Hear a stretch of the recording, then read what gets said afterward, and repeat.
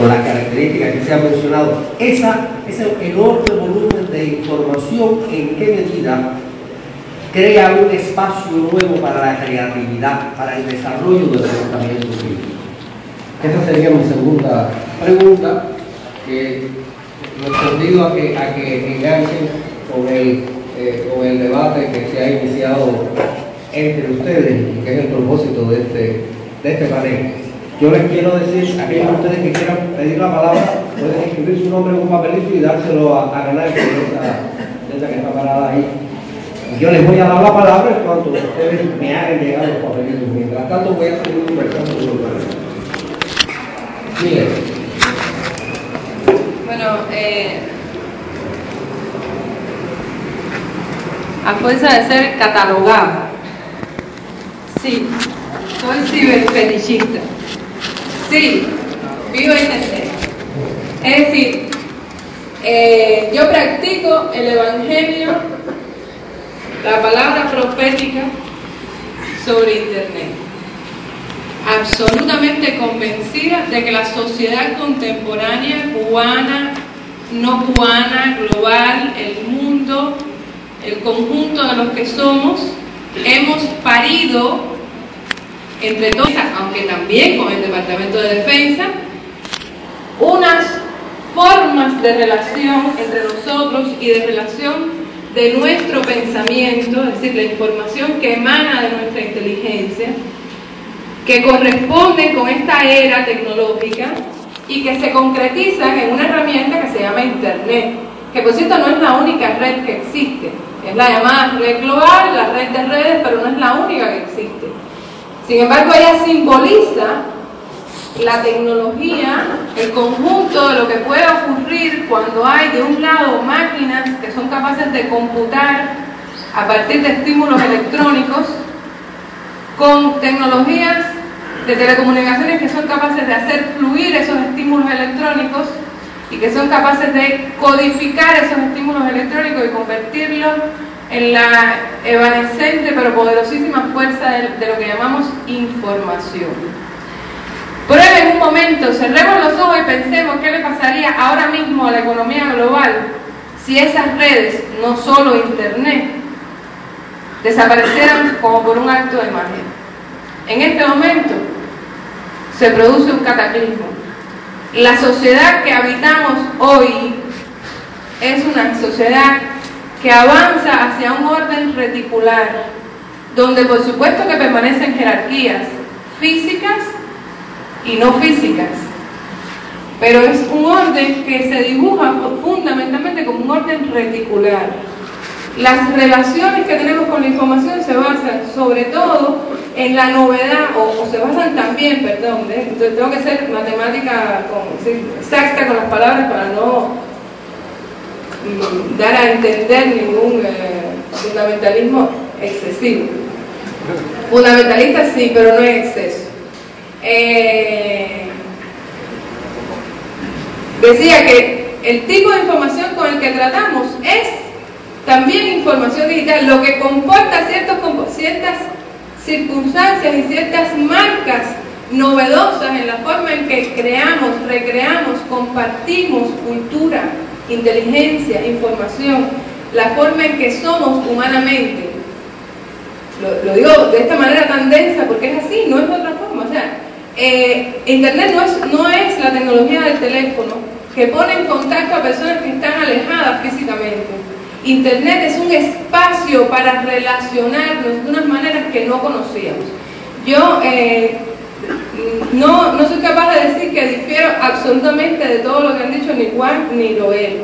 No soy capaz de decir que están plenamente equivocados, porque creo que muchísimas cosas de las que están diciendo compartimos perfectamente bien. Pero hay quizás matices en que debemos relativizar enfoques, ¿no? Cuando Joel decía, bueno, relacionado con este tema del teléfono, la información, perdón, la jerarquía se mantiene. Yo digo que no. Por ejemplo, la capacidad que nos da Internet para visibilizar espacios, voces, rostros, realidades que no se ven, que no se veían. Pregúntenle a Paquito, que acaba de darnos el testimonio de cómo él necesitó internet para que su mensaje específico, su diminuta existencia, que sin embargo no es tan diminuta ni es tan aislada, tenga espacio, se vea, alguien la vea, la pueda compartir y además respetar, que es el grado superior de compartir información, la capacidad que tengamos de respetar lo otro, distinto. Entonces, esa realidad es solo posible a través de internet. Es solo posible porque internet existió, porque hasta entonces Paquito no podía haber hecho eso hasta los años 70, 80, 90, de ningún modo, porque las tecnologías de difusión, distribución de información a escala macro y mucho menos a escala global no se habían dispersado, ni diseminado, ni democratizado del modo que lo ha hecho esta tecnología. Entonces, no seamos fetichistas, pero tampoco obviemos la realidad de que esto ha provocado un cisma, ha provocado una diferenciación absoluta. La primavera árabe obviamente no se hizo solo desde los teléfonos, necesitaba esguinces detrás, pero no se hubiera podido hacer sin los teléfonos. Es decir, yo creo que hay que saber andar con las dos verdades, una en cada lado. Bueno, yo creo que Juan, que nos ha acusado de tecnofílica, aquí venía con ese prejuicio, porque quienes nos conocen y leen y han seguido nuestro trabajo saben perfectamente que nosotros ubicamos la tecnología en el lugar que es. E incluso yo hablé todo el tiempo, Milena también de cierto modo, de una mediación importante que ha cambiado, ha de alguna manera generado cambios importantes en la vida de todos nosotros y sobre todo en la vida de los jóvenes. Eso no es espacio de, digamos, de los tecnócratas o una visión exactamente de gurúes tecnocentristas. Yo creo que tan nocivo como el tecnocentrismo más es la tecnofobia. O sea, es creer que esto no es importante, que no existe, que no está y que no es trascendente en la vida cotidiana. Hay millones de ejemplos. Juan y el propio Noel hablaban del impacto que tiene este nuevo escenario, esta nueva revolución científico-técnica en la vida económica, pero está atravesando prácticamente todos los espacios de la sociedad. A mí me encanta una frase que me regaló Pedro Urra, el antiguo director de Infomet, que primero yo le había entendido que lo había dicho Darcy Ribeiro, pero después me recordó que no, que la dijo Titón, y a raíz de un debate sobre memoria de subdesarrollo, que Titón decía, ¿qué cosa es subdesarrollo? Es desconexión más pérdida de la memoria histórica. O sea, si hay un instrumento que facilita la conexión y que por lo tanto en esa conexión insertarle la memoria histórica es de alguna manera una apropiación extraordinaria. Habría que pensar si es posible el desarrollo, ¿verdad?, sobre la base de la desconexión y la memoria histórica, o al revés, si se puede dar el desarrollo sobre la base de la conexión y la pérdida de la memoria histórica. Yo creo que no. O sea, y más en estos nuevos escenarios, no me voy a detener en ello. Nos centramos en la trascendencia porque es la pregunta original y el debate, no por otras razones. Y fíjense si esto es traicionero, el propio Juan se traiciona.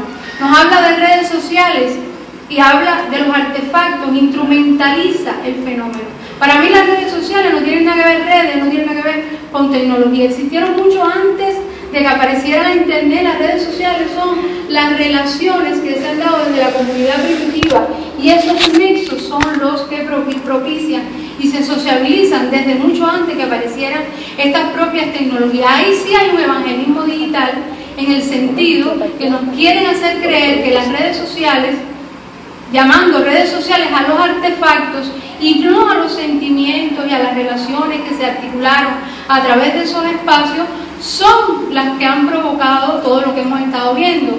Pero como dijo Milena, efectivamente las redes sociales o los instrumentos para las redes sociales, los teléfonos, Facebook, no explican la primavera árabe. Ahora, lo que sí hay que entender es que esos procesos tan de alguna manera tan rápidos, tan volátiles, de una latencia tan extraordinaria no se hubiera podido producir en ese corto ciclo histórico sin unos instrumentos que facilitaran esa asociación. Entre otras razones, hay miles de ejemplos.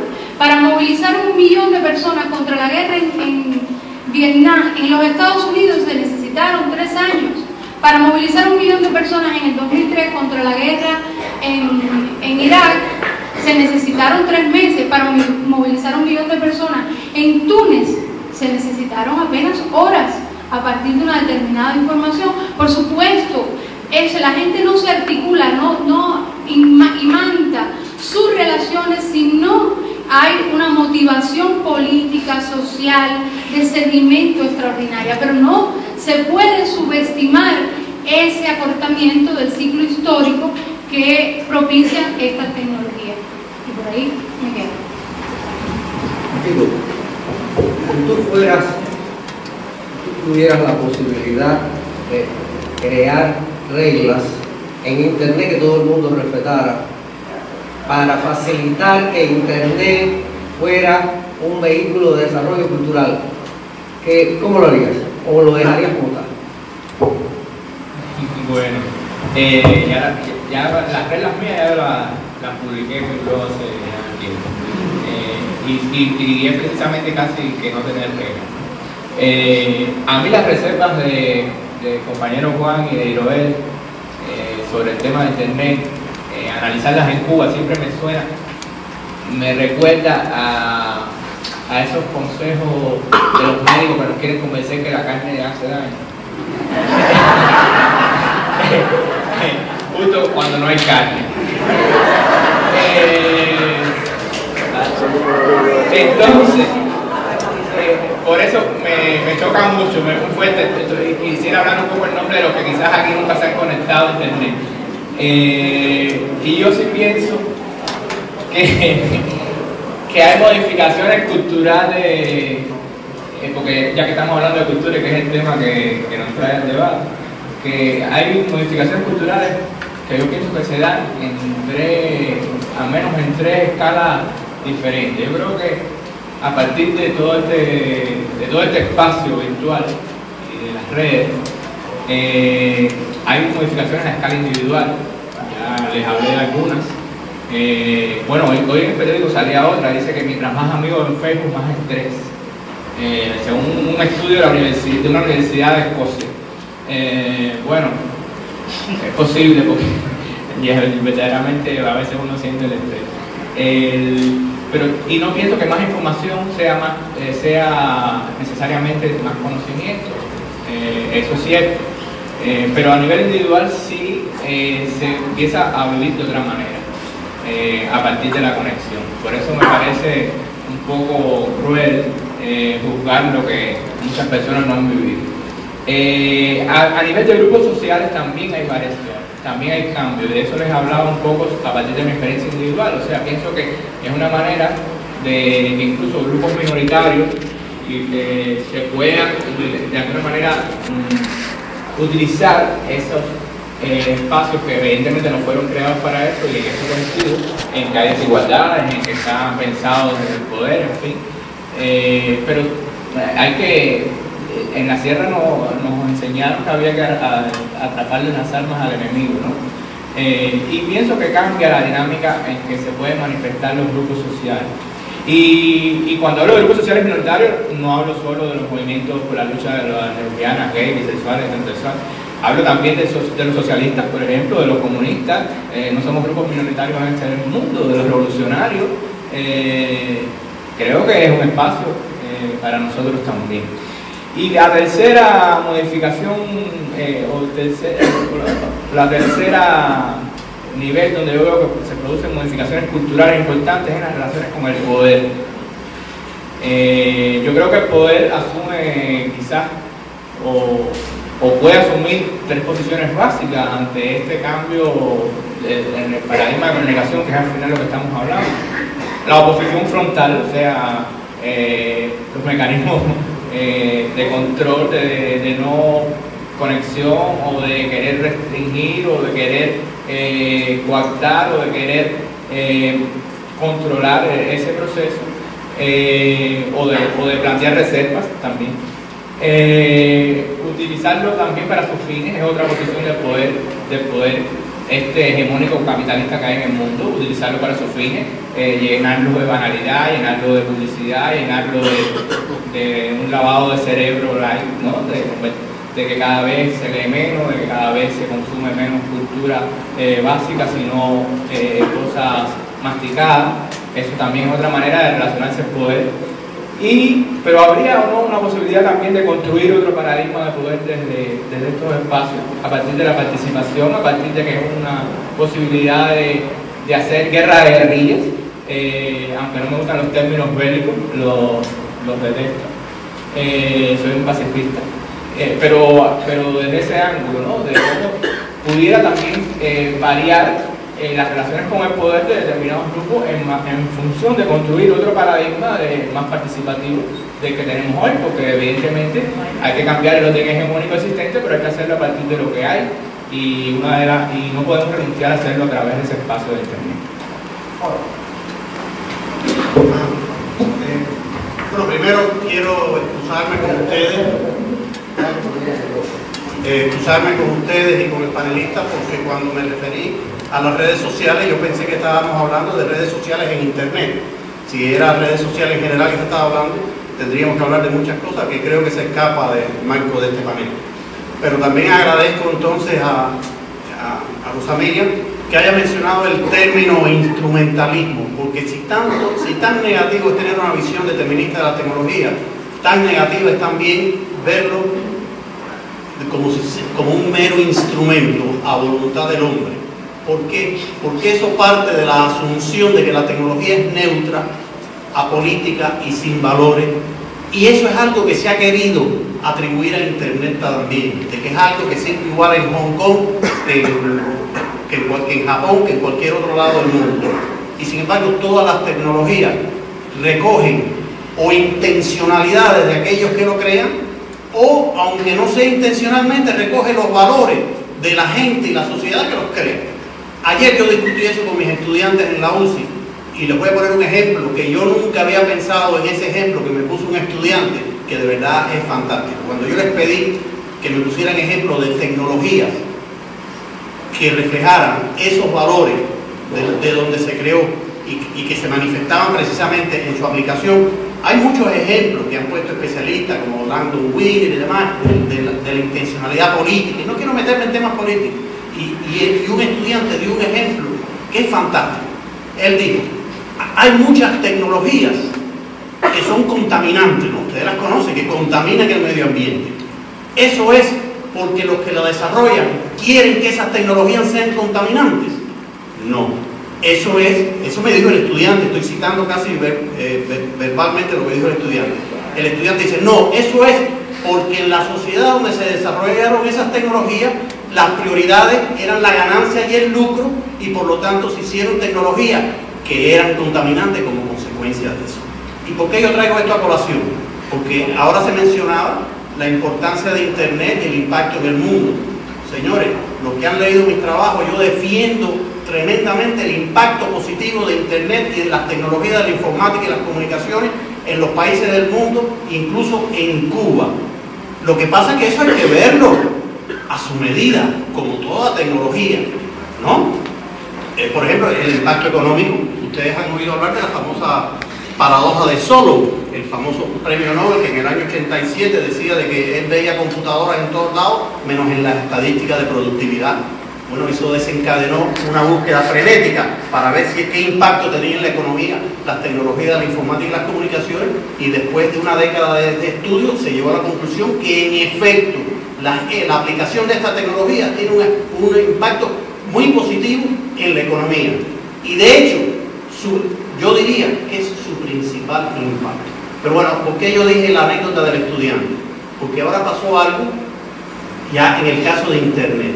Como ustedes saben, Internet está reemplazando a los teléfonos con muchas cosas. Hay un gran movimiento que incluso se lo han logrado vender a muchos movimientos sociales, entre comillas, que se han vuelto aliados de esa idea de que Internet no necesita ser regulado, que cualquier regulación de Internet es una conspiración de los gobiernos para parar la libertad de expresión y la libertad de acceso y qué sé yo. No, que Internet tiene que ser libre, o sea, regulada por los mercados. Porque ser libre, por supuesto, es regulada por los mercados.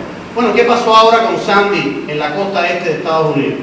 Señores, que resulta que la telefonía, como sí está regulada, implica que los teléfonos, como ustedes saben, ustedes se quedan sin luz, pero tienen teléfono.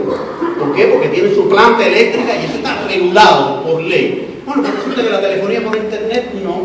Y como el estado de Nueva York es uno de los pocos estados de Estados Unidos que no regula eso en internet, resulta de que ahí, cuando pasó Sandy, millones de gente se quedaron sin teléfono. ¿Por qué? Porque no estaba regulado. Y ahí vemos precisamente cómo una tecnología, sencillamente, ¿por qué no se regula? Ah, porque eso le puede poner un costo adicional a las compañías que dan esos servicios. Sencillamente porque se prioriza un poco el lucro. Entonces, llegando a la pregunta, yo no sé si tú quieres que yo responda todas las preguntas del punto 2 o solamente la primera. La primera. Bueno, pues la primera que tú dijiste. Bueno, ¿hasta qué punto, más rápido, hasta qué punto más volumen de información equivale a mayor desarrollo cultural? Por supuesto que no.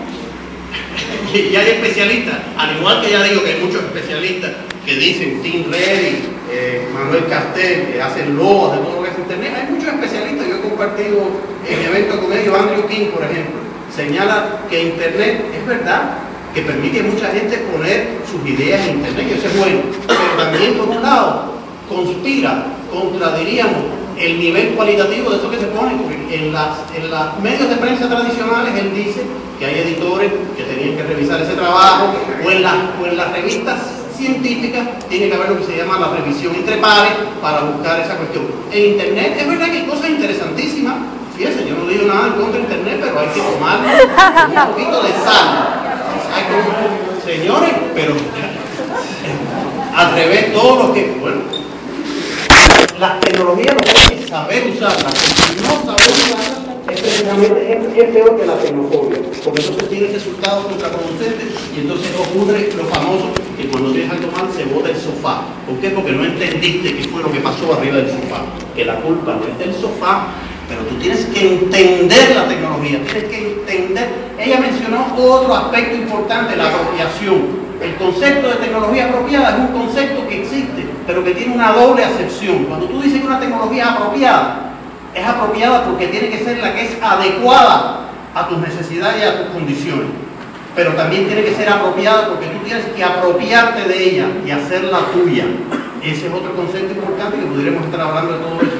Pero señores, las tecnologías y la manera como ellas se interrelacionan con la sociedad, tenemos que estar bien claros y por un lado, ni ser determinista tecnológico y pensar que la tecnología es la que rige el devenir histórico y de la sociedad, y por otro lado tampoco pensar que esas son tecnologías buenas o que no son ni buenas ni malas y que el hombre es quien la hace buenas o malas. Eso es tampoco, porque las tecnologías son un reflejo de la sociedad porque se crean en sociedad.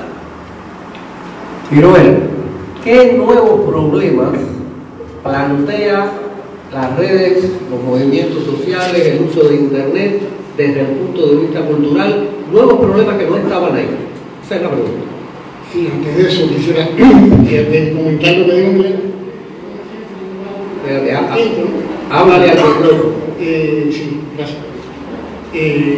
Ejemplo de Paquito.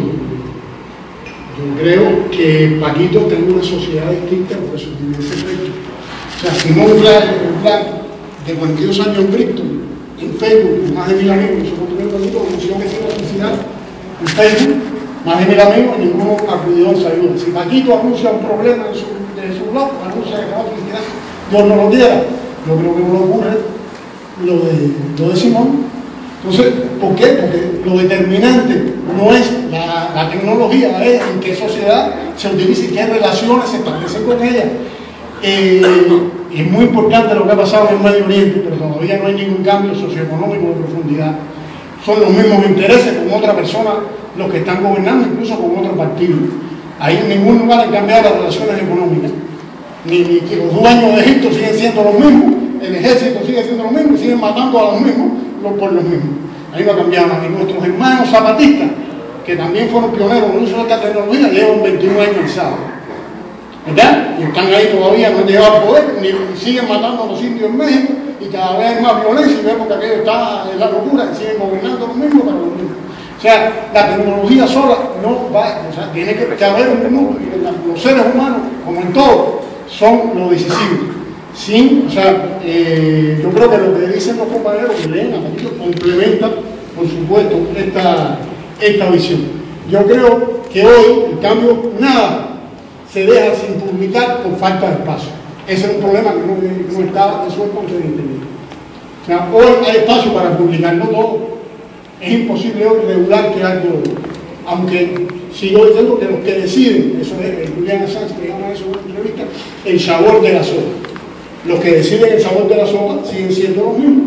Y cualquier información alternativa termina ahogada por la corriente, el mainstream principal. Yo creo que eso es plantea un problema de jerarquización y plantea el problema de lo que llama una persona que citaba Juan muy bueno, el tema de la saturación digital, por ejemplo, la polémica del uso de la internet en la educación primaria y secundaria, si es una herramienta de destrucción, de distracción, o es una herramienta de educación. Si internet no debe estar en manos del profesor para preparar las clases, o en manos de los estudiantes haciendo cualquier cosa mientras el profesor está explicando. Es un problema que se discute hoy. Por ejemplo, interesante, información que salió el otro día, dice que los empleados ahí en Silicon Valley de Google y de Microsoft mandan a las escuelas a sus hijos a las escuelas que no hay internet, por ejemplo.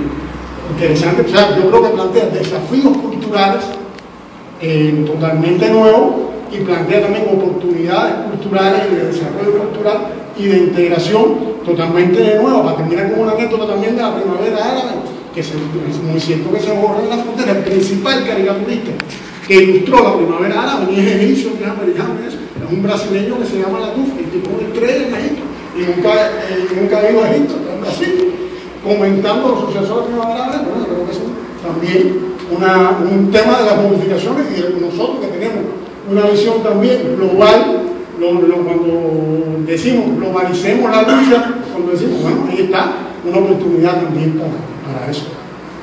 Bien, muchas gracias. Le toca el turno a los que han pedido la palabra. Yo se los voy a dar por el orden del papelito. Les quiero pedir que se restringen a los 3 minutos. Hay 12 palabras pedidas.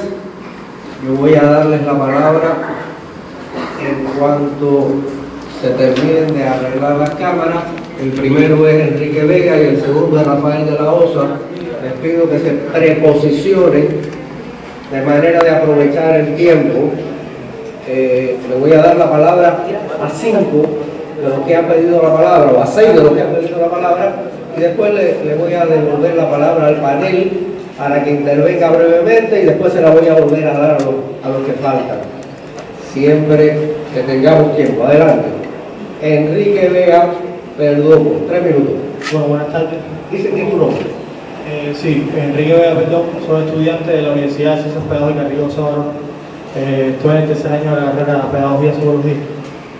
Yo tengo una duda que, bueno, tiene mucha relación con una anécdota que hacía la compañera, pero que, bueno, es una duda que yo creo que a partir de un fenómeno que vive Cuba actualmente y que es importante no olvidar, me floreció la duda y creo que es importante. Y es cómo está preparada o estará preparada Cuba. Sabemos que no estamos totalmente preparados para el Internet, o sea, en toda su dimensión. Pero cómo está preparada o estará preparada Cuba para enfrentar un movimiento tan agresivo con el que nos llega la tecnología actual y la que está por venir, desde el punto de vista de que somos una de las poblaciones más envejecidas del mundo, atendiendo, por supuesto, a una contradicción que es indiscutible, que es la contradicción que existe entre el envejecimiento y la tecnología. O sea, y cómo las personas envejecidas pueden disfrutar también de esa tecnología. Y ese fenómeno que es importante en Cuba hoy, el envejecimiento que sufre nuestra población, ¿de qué manera se puede enfrentar eso? Rafael de la Osa, gracias. Luego Enrique López Oliva y luego Ramón García. Rafael de la Osa, director de Cuba. 2 temas que complementaría un poco la primera pregunta, incluso me parece. Es si Cuba, entiéndase Cuba, el gobierno, las instituciones, las empresas, los especialistas, las personas, Cuba, saca el provecho que puede